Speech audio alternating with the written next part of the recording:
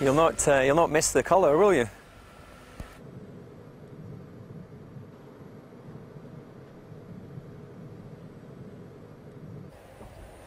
Restyled the front a little bit.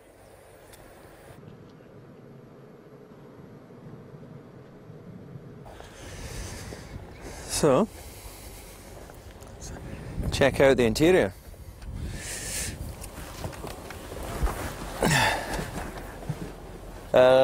Right, let's give it a go. Let's go e-drive, high performance style.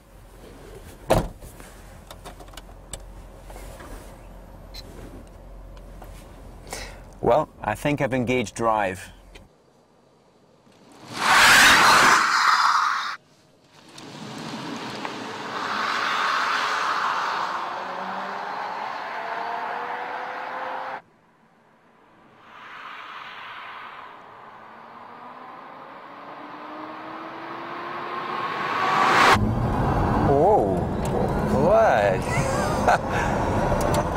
The acceleration is awesome.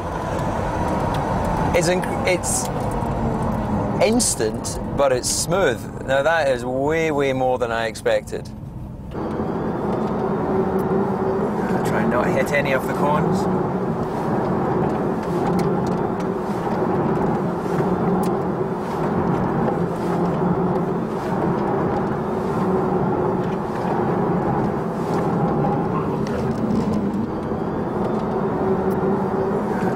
Hit any of the cones.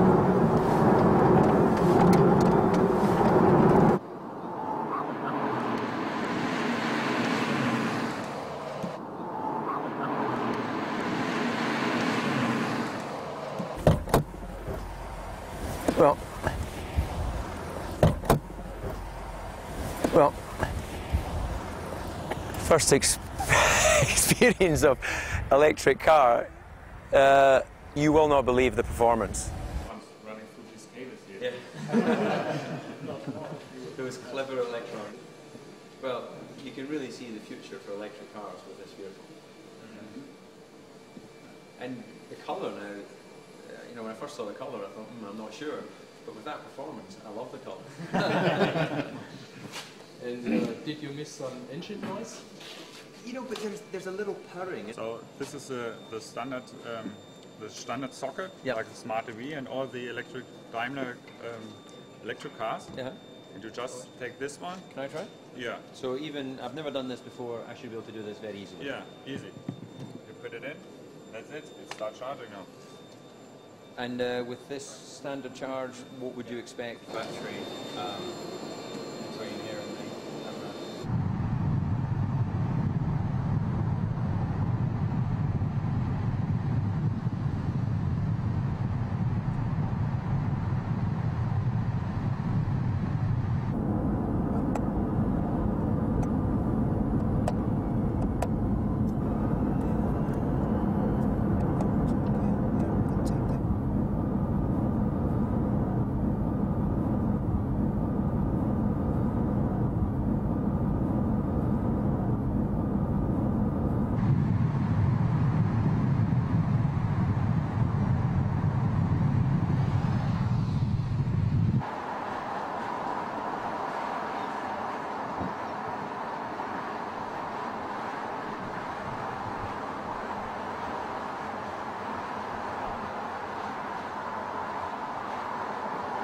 In many ways, it's more responsive than the standard V8 because it's not having to wait for a small delay when the driver's asking for fuel to go in the engine.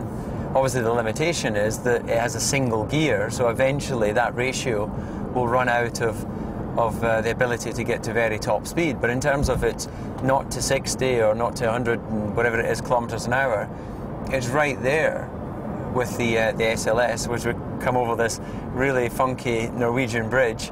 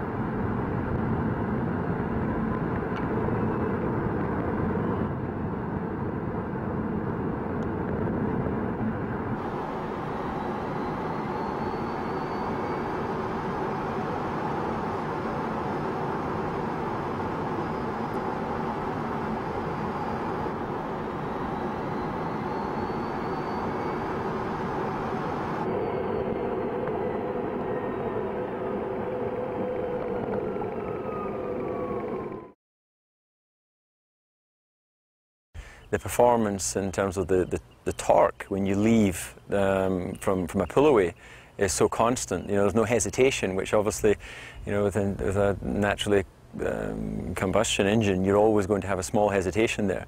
So I really came here with no expectation of what the performance could be like, and I've been blown away with the acceleration characteristics. With talking with the engineers, it makes complete sense that when you have each of the wheels independently driven, then you can set it up to make sure you get maximum traction from each of those corners. Because of course, if you go in a straight line, then it's a lot easier to get the maximum out of each tyre. But suddenly when you start to have corners and lateral G, naturally you have roll in the car, then of course each footprint has more or less grip available. So to be able to control that is a very efficient way to use the battery power, and also a very efficient way to get the maximum out of your cornering.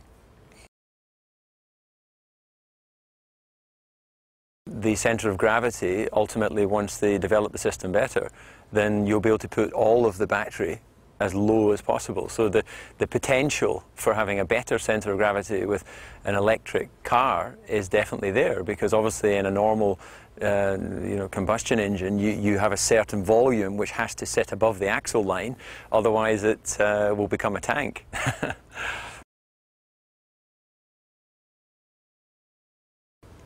Well, it's a single gear, and this is obviously designed to operate to a certain top speed. Obviously, if you wanted to achieve very high speeds beyond normal road car driving, then you would need to set the gearing accordingly. But for the sort of driving we're doing here, you just accelerate. You simply pull away. There's no fear of being outside the torque characteristic of the engines, because it's a constant torque from when you start to accelerate.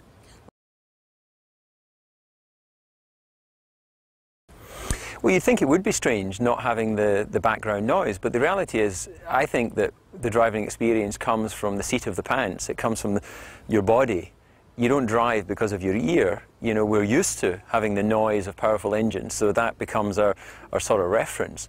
But in actual fact, you can maybe hear in the background, because the car is still powered up, it's humming away, and because you have to cool the system, you have to make sure you keep the batteries at a particular temperature. There is like a noise of the car ticking over, and of course once you accelerate, there's a whining of the moving parts and the actual car itself. So you have the sensation